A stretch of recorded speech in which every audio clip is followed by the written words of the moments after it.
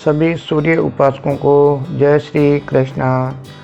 भगवान सूर्य को जल चढ़ाने व सूर्य को अर्घ्य देने का तरीका हमने कल के वीडियो में सीखा था। आज हम ये जानना चाहते हैं कि सूर्य को जल क्यों चढ़ावें। ऐसे तो हम मंदिर में भी क्यों जावें, पेड़ों में पानी क्यों देवें, पशु पक्षियों को चारा दाना क्यों डालें, माता पिता की सेवा क्यों करें, उनको क्यों पूजें। मंदिर की मूर्ति में प्राण है, पेड़ों व वनस्पतियों में भी प्राण है, पशु पक्षी में भी प्राण है। भगवान कहते हैं कि प्राणी मात्र की सेवा करना मानव का धर्म है। जिनमें प्राण है उनकी सेवा परम धर्म है। संसार में सूर्य और माता पिता प्रत्यक्ष भगवान है।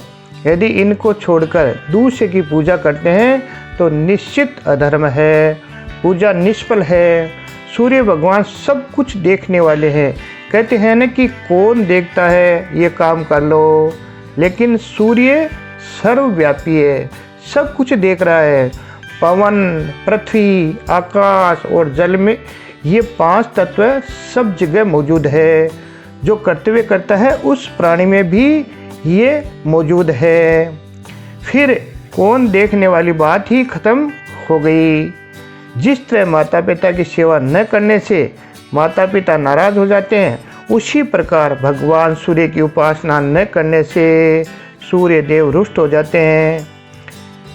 यज्ञ शिष्टा सिनह संतो मोचन्ते सर्व किल्विषे पूजन्ते ते त्वघं पापा ये पंचत्यात्म कारणात्।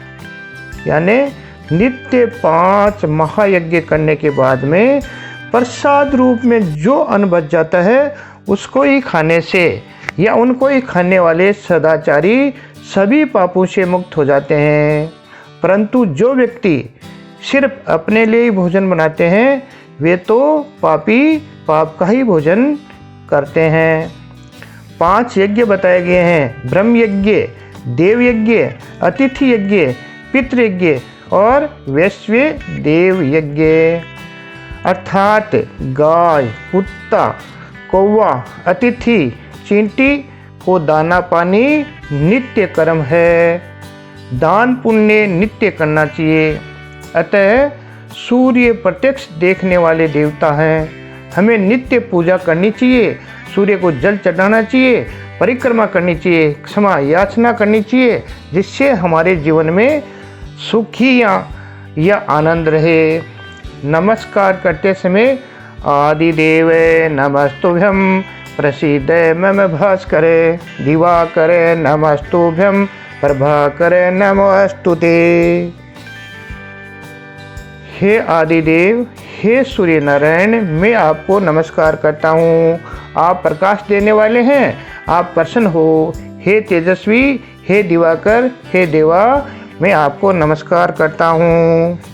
आदित्यस्य नमस्कारम ये कुर्वन्ति दिने दिने जन्मांतर सहस्रेषु दारिद्र्यं नोपजायते।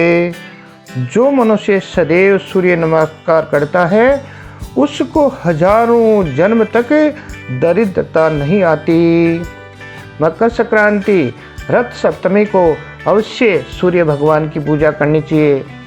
श्रावण मास रविवार को हस्त नक्षत्र की सप्तमी अगर पड़ती है तो सूर्य भगवान की पूजा करनी चाहिए। माघ शुक्ला सप्तमी को भगवान सूर्य की पूजा अवश्य करनी चाहिए। कार्तिक मास में अगर रविवार पड़ता हो तो सूर्य की पूजा करें। तेल व सूती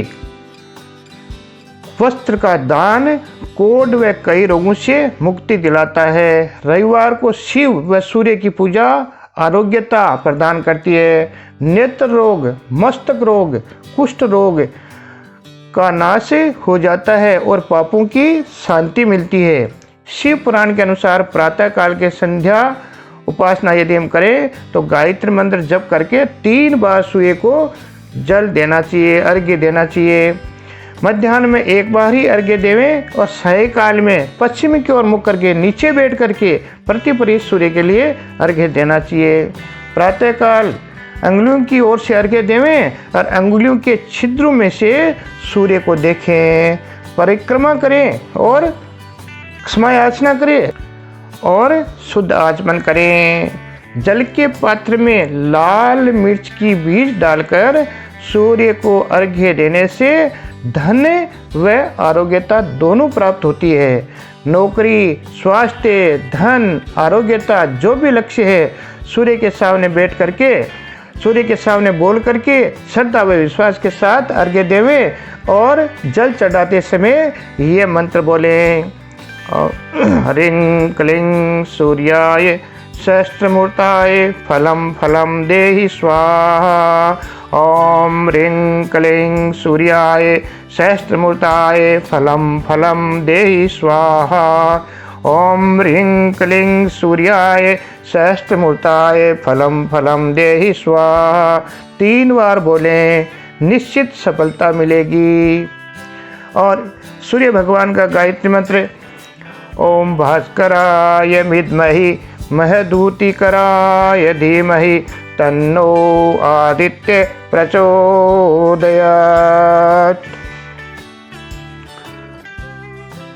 सूर्य भगवान आपको सुखी रखें। ये मेरी बात यदि आपको अच्छी लगी है तो इसे शेयर करें और इस चैनल को सब्सक्राइब करें। जय योगेश्वर।